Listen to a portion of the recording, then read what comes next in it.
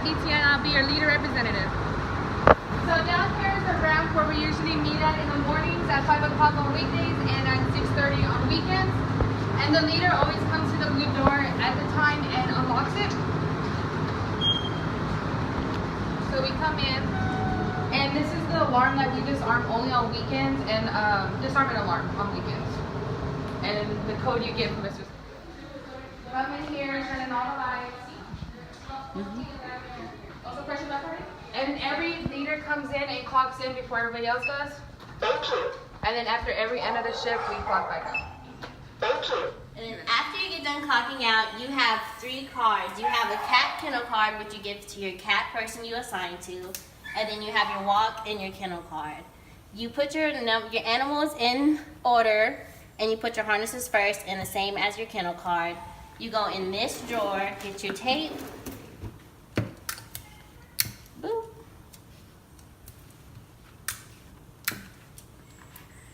Boop. And you walk them to dog ward. Oh my God.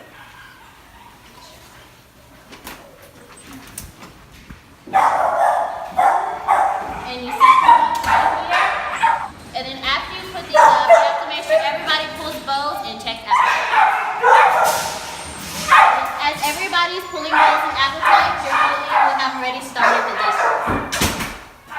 So this is where we wash dishes at, and we start the water on hot, make it warm, and we put some dishwashing soap in there, and then some Excel, you know, to make sure you're clean. We always put this in here to stop the water, so it just goes straight in here. Stops the water, and then your sponge to wash, and your dirty dishes go on this side, and then you could transfer it to that side, and then just rinse off when you're done.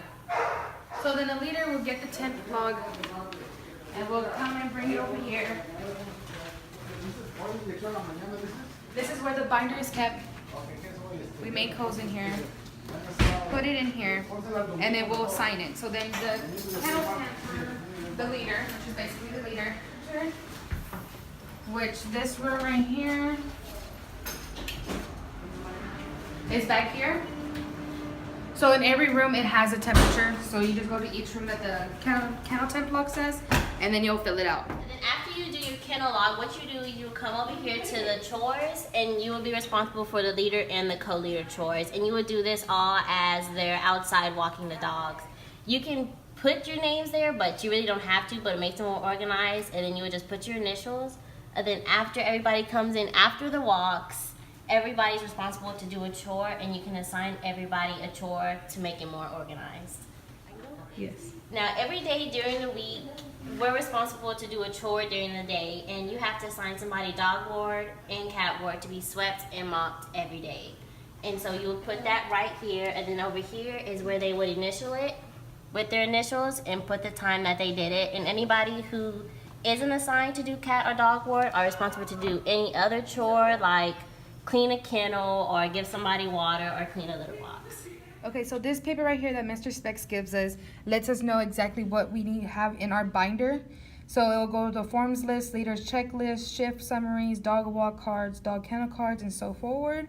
And also this right here is for surgery, and the leader would have to meet up with the surgery person. Paper right here. After every shift, we sign this out and we ask these questions that are on this paper so we can return it to Mr. Speck so he can get us what we need and he can know what animals are sick and are not sick. And also this is turned in every morning. This paper here, it's to assign the people to chart after their shifts are done. And so like here it says Keely Howard, and then we'll assign them how many we have. And this one says 3, so she would have to chart those 3, and that's what she's responsible for. And as leaders, we don't have to do charting. Hey. And on this paper, it lets us know exactly if there's any complications during our shift. If a pet isn't eating, we will try some other type of food. And this will let us know exactly what to do, just in case if there's a situation. Also, this right here has, for calling, when we have the on-call person, we have to let them know the dog number, the species, the sex, the age, the breed, the weight, and the demeanor, and then exactly what's wrong with the animal. And on this paper here, this is the food exactly. So if they regurgitated the food, and the next shift feed as normal. If they do it the second time, it's half the meal on the next shift, and then so forward. And also, if they don't eat at all, they'll change the diet. So these papers right here are for deep clean, and we'll just basically assign a couple of people to each one to get done. And these are the chores that you have to do for deep clean. And it just, all these papers have different. So we have dog ward, quarantine, and aviary, cat ward, food prep, laundry room, tech room 1, and main kennel. And that's about it.